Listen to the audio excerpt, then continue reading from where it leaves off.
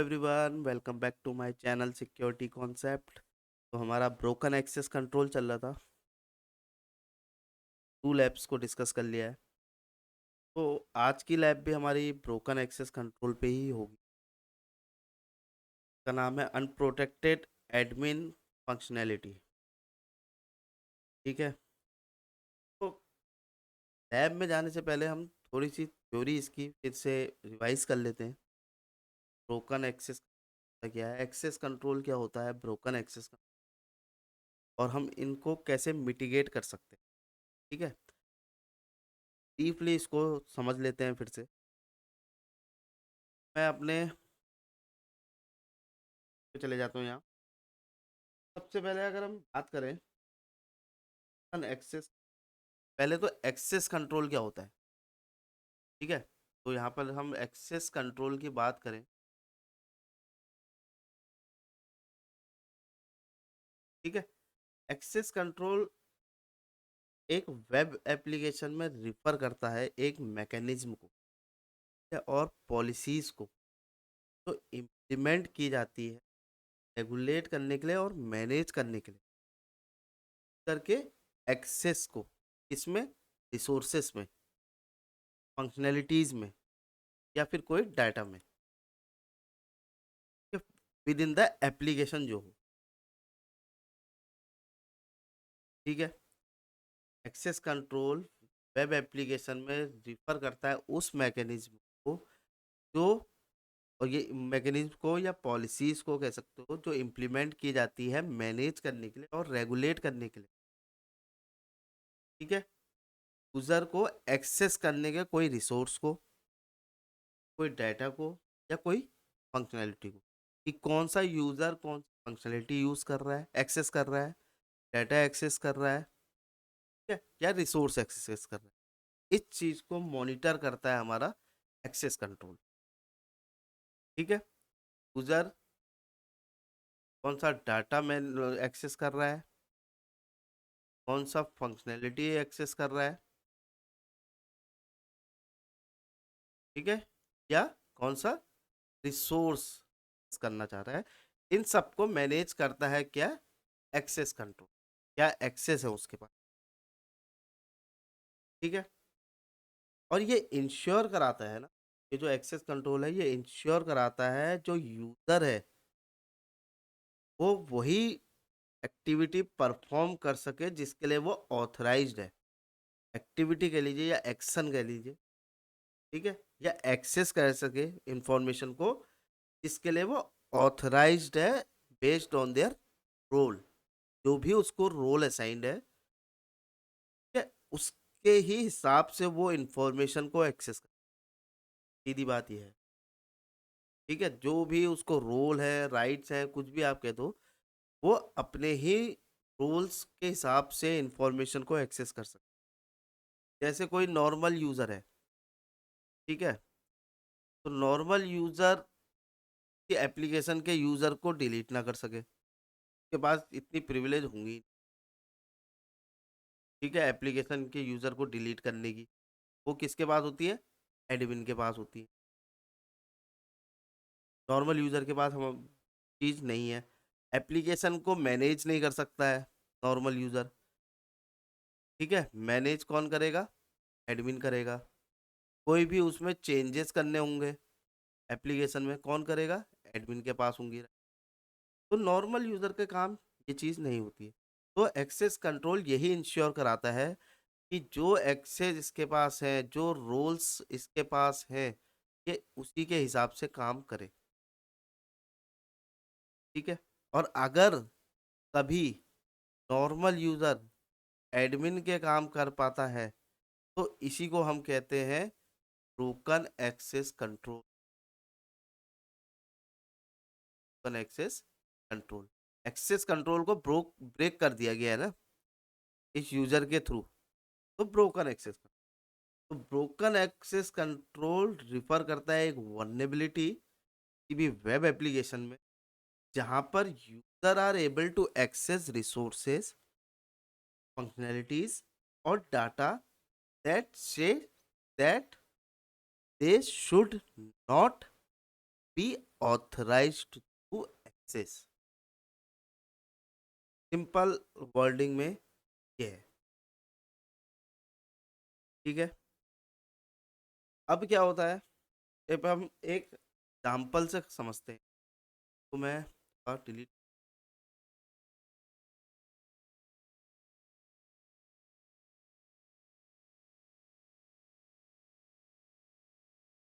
जाते हैं।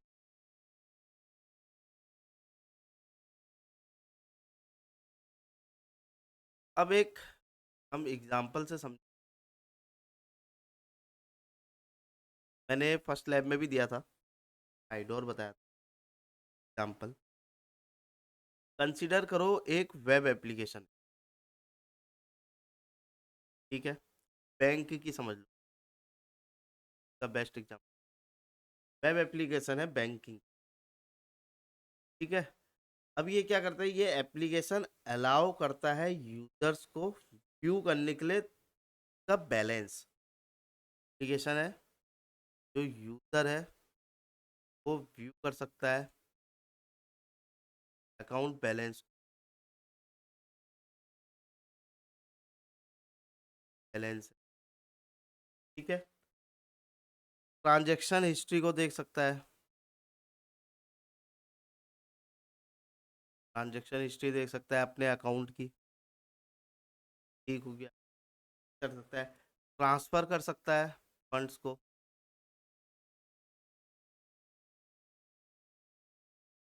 ठीक है, बिटवीन अकाउंट्स। तो ये सारे रोल्स असाइंड है एक यूजर को, ठीक है। तो डेवलपर ने सिक्योरिटी को इंश्योर करने के लिए एप्लीकेशन में इम्प्लीमेंट करा एक्सेस कंट्रोल मैकेनिज्म, ठीक है। इस वेब एप्लीकेशन में एक्सेस कंट्रोल मैकेनिज्म इम्प्लीमेंट किया है, ठीक है। एप्लीकेशन कंट्रोल मैकेनिज्म इस एप्लीकेशन में इम्प्लीमेंट किया गया है चेक करने के लिए एक्सेस सेंसिटिव फंक्शनैलिटी और डाटा को, कोई सेंसिटिव इंफॉर्मेशन या फंक्शनैलिटी या डाटा को एक्सेस ना करे, रिस्ट्रिक्शन लगाई है, ठीक है, on the basis of user roles and permission, ठीक है। यहाँ पर रोल्स और परमिशंस का आ जाता है कॉन्सेप्ट, कौन कौन सी परमिशंस है उस यूजर को, क्या रोल्स उसको असाइन है, ये दोनों कॉन्सेप्ट यहाँ पे आ जाते हैं, ठीक है। तो ये चीज हो गया। अब क्या समझो, अगर जो हमने एक्सेस कंट्रोल लगाया है वो प्रॉपरली नहीं लगा है, ठीक है, या उसमें कोई एरर है जिसकी वजह से प्रॉपर एक्सेस कंट्रोल मैकेनिज्म नहीं काम कर रहा है, ठीक है। तो उस जगह पर ये एप्लीकेशन सफर करेगी ब्रोकन एक्सेस कंट्रोल, ठीक है। वहां पर ब्रोकन एक्सेस कंट्रोल सफर करेगी ये एप्लीकेशन। ये मैंने खाली आपको अभी ओवरव्यू बताया है इस चीज, मतलब मैं आगे जाके क्या सिनेरियो लेने जाऊंगा, ठीक है। तो इसको हम हटा देते हैं। ये समझ में आ गया आपको, एक बैंक एप्लीकेशन है जहां पर यूजर क्या कर रहा है, ट्रांजैक्शन हिस्ट्री कर रहा है, फंड ट्रांसफर कर रहा है, अपना अकाउंट का बैलेंस देख रहा है। जाए फिर से, अब क्या करो, एक सिनेरियो बना, एक सिनेरियो बनाते हैं एक, उसमें क्या होता है, एक एप्लीकेशन है जो सीक्वेंशियल आइडेंटिफायर ले रहा है, ठीक है, एज अ रेफरेंस ले रहा है अपने रिसोर्सेज को, जैसे कि अकाउंट इंफॉर्मेशन ले लो या ट्रांजैक्शन रिकॉर्ड ले लो, जैसे मैंने अपना पहली वीडियो में बताया था, ठीक है। जैसे हर एक यूजर का, ईच यूजर अकाउंट में बी असाइंड, ठीक है, अ यूनिक नंबर, मेरे एक आइडेंटिफायर है, जैसे आईडी हो गया आपका, ठीक है, वो असाइंड है। और एप्लीकेशन जो है ना वो रिट्रीव कर रही है account detail based on their ID, के उस आइडेंटिफायर जो यूनिक आइडेंटिफायर है उसके बेसिस पे एप्लीकेशन रिट्रीव कर रही है इंफॉर्मेशन। ठीक है, यहाँ तक समझ में आ गया। एक आईडी है हमारे पास, यूनिक आईडी है, के बेसिस पे इंफॉर्मेशन रिट्रीव हो रही है फ्रॉम एप्लीकेशन, जो बैंकिंग की एप्लीकेशन। ठीक है, तो यहाँ तक चीज हो गई। अब क्या होता है, एक अटैकर आता है। ठीक है, अब अटैकर आता है, अटैकर को पता है इसमें यहाँ पर एक्सेस कंट्रोल ब्रेक हो रहा है। ठीक है, उसने टेस्टिंग की और उसको पता चला कि ब्रेक हो रहा है यहाँ पर। तो अब वो क्या करेगा, अटैकर क्या करेगा, एक्सप्लॉइट करेगा इसको। ठीक है, एक्सप्लॉइट कैसे करेगा, अटैकर चेंज करेगा अकाउंट आईडी यूआरएल में एक्सेस करने के लिए दूसरे का, क्योंकि आईडी के बेसिस पे ही यहाँ पर, आईडी एक रेफरेंस है, कि आईडी के बेसिस पे ही एप्लीकेशन रिट्रीव कर रही है डाटा को। तो नॉर्मली क्या होगा, जैसे हमारी एक टीपी, तो आप बैंकिंग एक यूआरएल बना देता हूँ मैं खाली, app.com। ठीक है, .com हो गया, के बाद /u/account। ठीक है, तो अकाउंट बनाता हूँ, क्वेश्चन मार्क। अब क्या है, वो आइडेंटिफायर है, आइडेंटिफायर मान लो account_id है। अब मैं 123 डाल रहा हूँ, तो 123 का जो यूजर है मान लो राहुल है। तो जैसे ही मैं ये यूआरएल एंटर करूंगा तो राहुल की इंफॉर्मेशन यहाँ पर आ जाएगी। ठीक है, उसका ट्रांजैक्शन आईडी आ जाएगा, आईडी, अकाउंट नंबर आ जाएगा, ये सब चीज आ जाएगा। तो अब मैंने क्या बताया था, ब्रोकन आइडोर में आपको बताया था अटैकर आएगा। अब अटैकर ने मान लीजिए 1234 वाली आईडी को डाला, तो अगर उसका, अगर यहाँ पर प्रॉपर एक्सेस कंट्रोल नहीं है तो 123 जो यूजर है ना उसकी इंफॉर्मेशन डिलीट हो जाएगी यहाँ।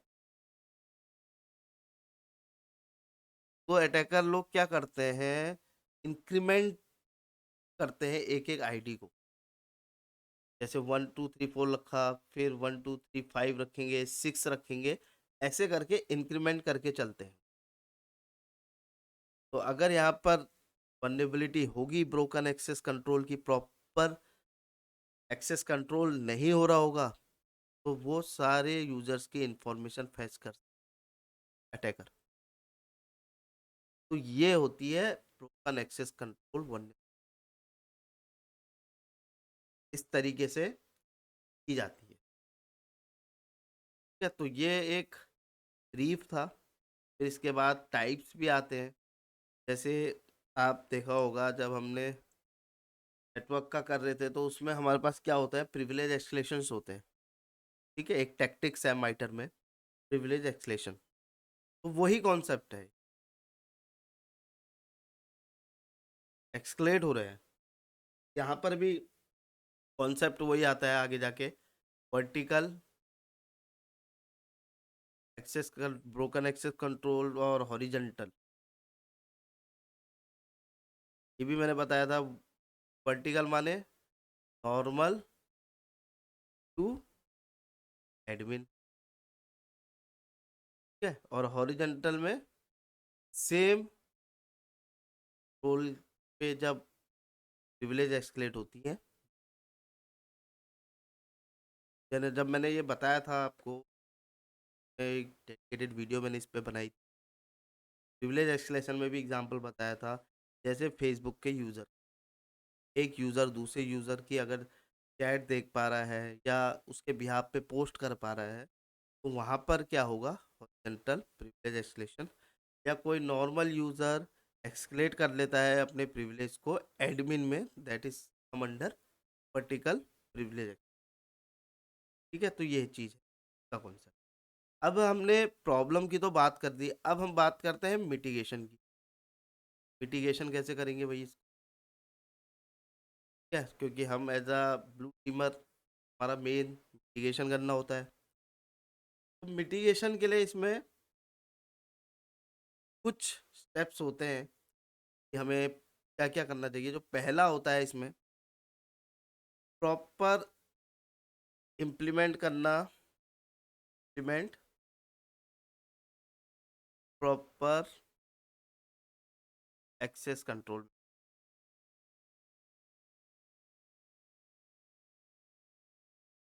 मैकेनिज्म। ठीक है, जैसे कि इसमें भी आते हैं आपके, जैसे सच एज आता था ये, आर बैक आता था। बैक ये होता है आपका role based access control. Role based access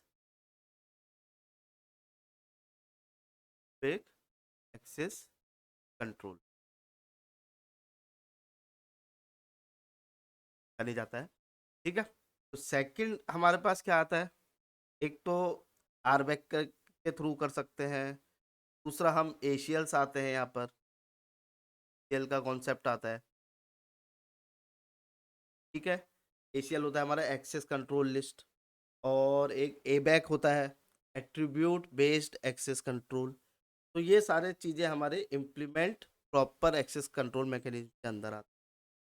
second आता है हमारा, सेकंड अगर हम बात करें तो ये सबसे मेन होता है ओवास्प में, वैलिडेट एंड सैनिटाइज। ये आपको हर ओवास्प की वल्नरेबिलिटी के अंदर मिटिगेशन, यूजर इनपुट, यहाँ पर यूजर इनपुट करता है, यहाँ पर प्रॉपर वैलिडेशन और सैनिटाइजेशन। अगर इंजेक्शंस की भी बात करोगे ना, आप इंजेक्शन अटैक में भी में यही सबसे मेन पॉइंट होता है, जहाँ पर यूजर कुछ पुट करता है, उस फील्ड में, उस पैरामीटर में प्रॉपर वैलिडेशन होना चाहिए, सैनिटाइजेशन होना चाहिए। ठीक है, और तीसरा तो यूनिवर्सल है, ये सभी का होता है, परफॉर्म प्रॉपर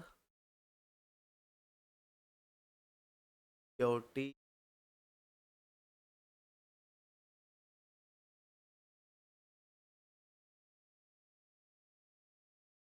ठीक है, मेन तीन ये होते हैं। सिक्योरिटी असेसमेंट में क्या क्या आ गया आप ऑर्गेनाइजेशन में बेसिकली ये नहीं जाते, इसीलिए ये सारी वर्नेबिलिटी अराइज होती करा लो आप, पेनिट्रेशन टेस्टिंग कराओ। ठीक है, तो इन चीज़ों से आइडेंटिफाई कर सकते हो आप तो ब्रोकन एक्सेस कंट्रोल वर्नेबिलिटी। ये तीन जो मिटिगेशन है, ये तो तीन इंपॉर्टेंट मिटिगेशन है, और ये आपको मेरे इस पूरी सीरीज में देखने को मिलेगा। ठीक है, थर्ड वाला, सेकंड वाला तो मेन ही है। जहाँ पर यूजर इनपुट की बात आ गई, वहाँ पर वैलिडेशन प्रॉपर होना चाहिए आपका। स्पेशल कीज तो यूज नहीं कर पा रहा है, जैसे आपका नाम है। ठीक है, आपका एक, अगर हम पैरामीटर की बात करें, कहाँ पर लॉगिन में आता है यूजर नेम, तो वहाँ पर प्रॉपर होना चाहिए। ठीक है, पासवर्ड में प्रॉपर होना चाहिए। ये चीज़ें होती हैं फील्ड में जहाँ पर प्रॉपर वैलिडेशन लगा होना चाहिए। ये तो थी समरी।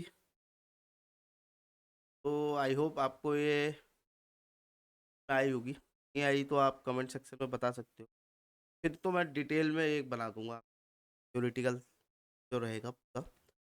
तो चलिए फिर चलते हैं अपने वापस पे, कर लेते हैं हम अपना, आ गए वापस, फ्रेश कर लेता हूँ मैं। ठीक है, तो ये है आज की lab. This lab has an unprotected admin panel. Solve the lab by deleting the user Carlos. इस बार भी कार्लोस को ही डिलीट किया है हमने। तो रिफ्रेश कर लेता हूँ।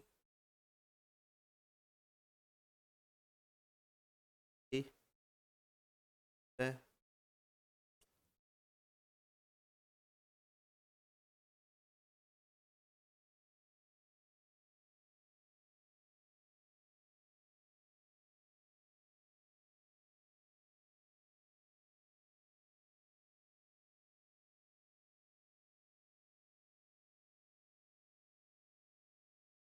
ठीक है। जैसा कि यहाँ पर इसने कहा था, this lab has an unprotected admin panel. का मतलब एडमिन पैनल में प्रॉपर एक्सेस कंट्रोल नहीं हो रहा है। यहाँ पे वल्नरेबिलिटी फाइंड आउट हुई है और वल्नरेबिलिटी हो गई है। तो हम यहाँ पर होम में जाते हैं, तो ऊपर यूआरएल देखो आप, ये चीज़ पे नज़र रखना आप इसमें। अब मैं माई अकाउंट में जाता हूँ, तो यहाँ पर स्लैश लॉगिन करके आ गया। ठीक है। ये हमारा जो, अब हम देखते हैं एडमिन पैनल में प्रॉपर हमारा एक्सेस कंट्रोल नहीं है, जैसा कि हमें पता चला। यहाँ पर लिखते हैं एडमिन है, नॉट फाउंड, नाम से तो नहीं है। एडमिन पैनल करके देखूं, ये भी नॉट फाउंड क्या रहा है।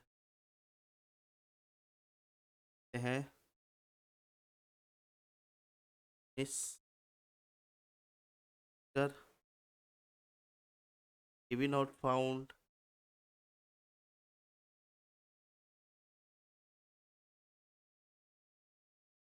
ये मिल गया हमको, आ गया। इसका मतलब क्या है, हमने गेन कर लिया है एक्सेस एडमिनिस्ट्रेटर पैनल का। ठीक है। इसलिए हमें ये कैसे हुआ, इसलिए हुआ क्योंकि यहाँ पर प्रॉपर एक्सेस कंट्रोल नहीं।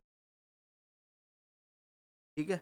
तो हमारा जो टास्क था, तो solve the lab by deleting the user Carlos, तो एडमिनिस्ट्रेटर पैनल में हम आ गए हैं क्योंकि यहाँ पर प्रॉपर कंट्रोल नहीं था। कर लिया, कर दिया हमने यूज, हमारी लैब सॉल्व हो गई। तो ये चीज़ था। अब जो मैंने मैनुअली करा ना, यहाँ पर चेंजेस कर रहा था मैं। अब यहाँ पर अटैकर होता तो क्या करता, ब्रूट फोर्स करता डायरेक्टरीज में, ब्रूट फोर्स। तब वो सारे नेम उसमें कॉल कराता, जो भी हमारी डायरेक्टरी के नेम, और यहाँ पर अटैक करता। इससे क्या होता, उसको एडमिनिस्ट्रेटर हाइफन पैनल दिखता, और वो पे लॉगिन करके, अब वो जब एडमिन पैनल में आ गया है तो वो क्या क्या कर सकता है वो आप समझ ही सकते हैं। जैसे उसने डिलीट कर दिया यूज़र, इनर डिलीट कर सकता है और कुछ भी फंक्शनलिटी कर सकता है। ठीक है? ये चीज़ थी, पता नहीं कि कैसे फाइंड आउट होती है कि यहाँ पर ब्रेक हो रहा है हमारा एक्सेस कंट्रोल मैकेनिज्म। तो इस वीडियो में इतना ही था। आई होप ये वीडियो आपको इन्फॉर्मेटिव लगी। Like my video, please subscribe my channel, hit the like button and share your feedback comment section. Thank you.